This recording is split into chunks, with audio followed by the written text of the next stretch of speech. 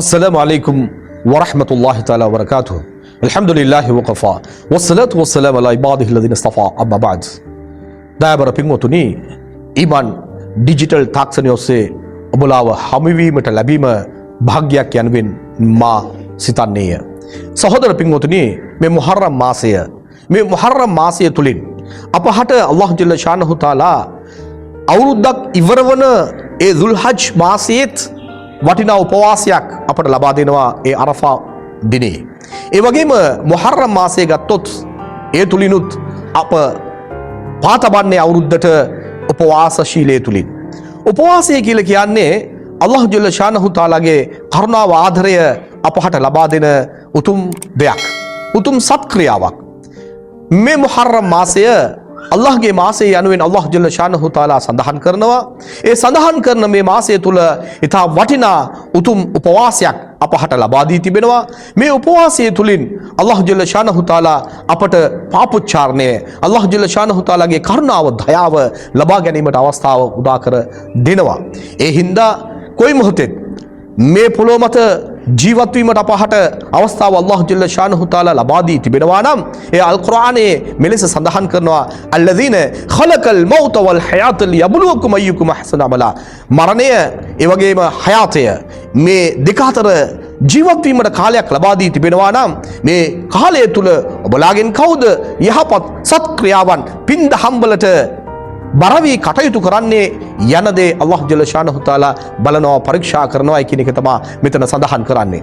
ඒ නිසා අපහට කොයි මොහොතෙත් අල්ලාහ් ජල්ල ශානහු තාලා අවස්ථාව උදා කරලා දෙනවා පින් දහමට බරවි අල්ලාහ් ජල්ල ශානහු තාලාගේ කරුණාව තුලින් මේ පොළොව මත යහපත් ජීවිතයක් ගත කිරීමට අවස්ථාව උදා කර දීම සඳහා අල්ලාහ් අපහට අප සමග අල්ලාහ් ආදරය කරුණාව පෙන්වමින් මේ අවස්ථාවන් උදා කර තිබෙනවා.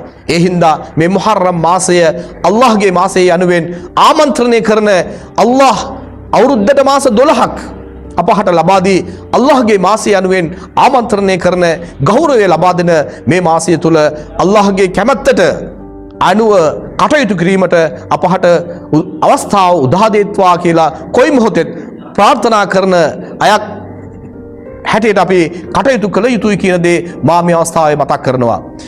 සලාතේ වෙන්න පුළුවන්, කුර්ආන් තිලාවතේ වෙන්න පුළුවන්, වික්‍රේ වෙන්න පුළුවන්. කොයි මොහොතෙත් හැම දෙයක්ම හැම ආගමික කටයුත්තකම අපි අපව සම්බන්ධ කරනකොට ඉඛලාස් නම් ඒ පවිත්‍ර චේතනාව තිබිය යුතුයි කියන එක මා මේ අවස්ථාවේ සඳහන් කරනවා. පවිත්‍ර චේතනාව තුලින් අල්ලාහ් සමග අපේ සම්බන්ධතාවය වර්ධනය කිරීමට පවිත්‍ර චේතනාව අත්‍යවශ්‍ය දෙයක්. අල්ලාහ් ජල්ල ශානහු තාලා උතුම් විදිහට දානය පිළිබඳව කතා කරනවා. ඉන්න සදකත ලතුත්ෆියු ගලබ රබ් වතදෆෝ මයිතතසු.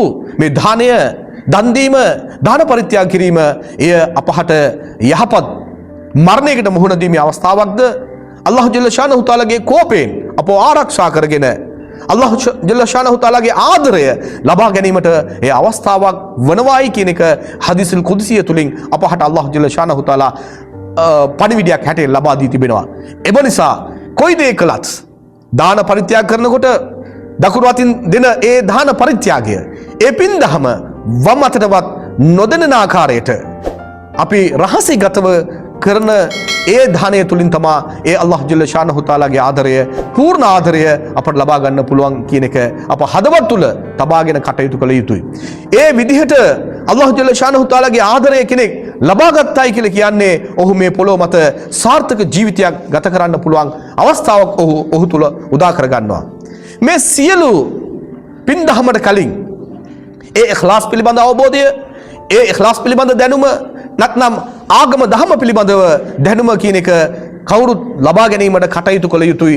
ඒ දැනුම නිසියාකාරව ලබා ගත්තොත් තමයි ඒ පින් දහම නැත්නම් ඒ සත්ක්‍රියාවට බලය, ශක්තිය ඇති වෙන්නේ.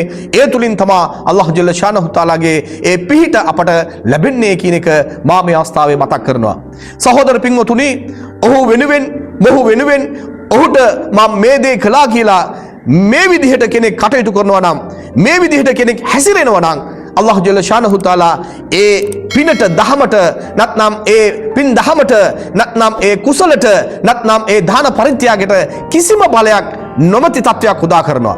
ඛියාමා දවසේ ඔහු අල්ලාහ් ජල්ල ෂානහු තාලාගේ ඉදිරිපිට මම මේ තරම් දාන පරිත්‍යාග කළා කියලා කියනකොට අල්ලාහ් ජල්ල ෂානහු තාලා කියයි ඒ දන් දීම ඒ දාන පරිත්‍යාගය ඔබ කලේ ඔහු වෙනුවෙන් මොහු වෙනුවෙන් ඒ නිසා ඒ කුසල ඔහුගෙන්ම ඉල්ල ගන්න කියලා අල්ලාහ් ජල්ල ෂානහු තාලා අත්හැර දමයි. ඒ හින්දා සහෝදර පින්වතුනි ඒ தത്വෙට වැටෙන්නේ නැතුව කොයි දේ කළත් පවිත්‍ර චේතනාවෙන් අල්ලාහ් ජල්ල ෂානහු තාලාගේ ආශිර්වාදයේ පමණක් බලාපොරොත්තු වී ඒ දේ කරන්න කියන දේ මා මේ අවස්ථාවේ ඔබ සියලු දෙනාට වටහා දෙනවා. ඇයි එහෙම කරනකොට තමා අපට මේ පොළොව මත හොඳ විදිහට අල්ලාහ්ගේ ආශිර්වාදය ලබාගෙන ජීවත් වීමේ භාග්‍ය උදා වෙන්නේ කියන එක මා මේ අවස්ථාවේ දැනුවත් කරනවා. අල්ලාහ් ජල්ල ෂානහු තාලා අල් කුර්ආනයේ කියන දෙයක් තමයි කුල් හල් යස්තවිල් ලදීන යඅලමුන වල් ලදීන ලා යඅලමුන්. දැනුම ඇත්තා නොඇත්තා සමවිය හැකිද? දැනුම ඇත්තා දැනුම සොයන කෙනා දැනුම පිළිබඳව අවබෝධය ලබා ගැනීමට කටයුතු කරන කෙනා ඔහු කොයි මොහොතේ කොයි අවස්ථාවේ අල්ලාහ් ජල්ල ෂානහු තාලා වෙත පමණක් ඔහුගේ ආශිර්වාදය බලාපොරොත්තුවෙන් පමණක් අල්ලාහ් ජල්ල ෂානහු තාලාගේ කැමැත්තට ගරු කර ඔහු කටයුතු කිරීමට ඔහුව හදාගනි. එහෙම නැති කෙනා ඒ දැනුම නැති කෙනා ඔහු මෝඩෙක්. ඔහු කොයි මොහොතේ අල්ලාහ් ජල්ල ෂානහු තාලාගේ කැමැත්තට කටයුතු කරන්නේ නැතුව ඔහුගේ ඒ මනසට නැත්නම් ඒ නෆ්සයට යටත් වී ඔහු කටයුතු කිරීමට ඔහු පුරුදු වෙයි. එහෙම පුරුදු වෙනකොට ඔහුට මේ අවස්ථාව අල්ලාහ් ජල්ල ෂානහු තාලාගේ කෝපයටපත් වීමට තමා ඔහුට ඒ අවස්ථාව උදා වෙන්නේ කියන දේ මතක් කරමින් සහෝදර පින්වතුනි කොයි මොහොතේ අල්ලාහ්ගේ ආශිර්වාදය වෙනුවෙන් කටයුතු කරමු කියන දේ මා මතක් කරමින් නිහඬ වන්නේය. බොහොමත්ම ස්තුතියි.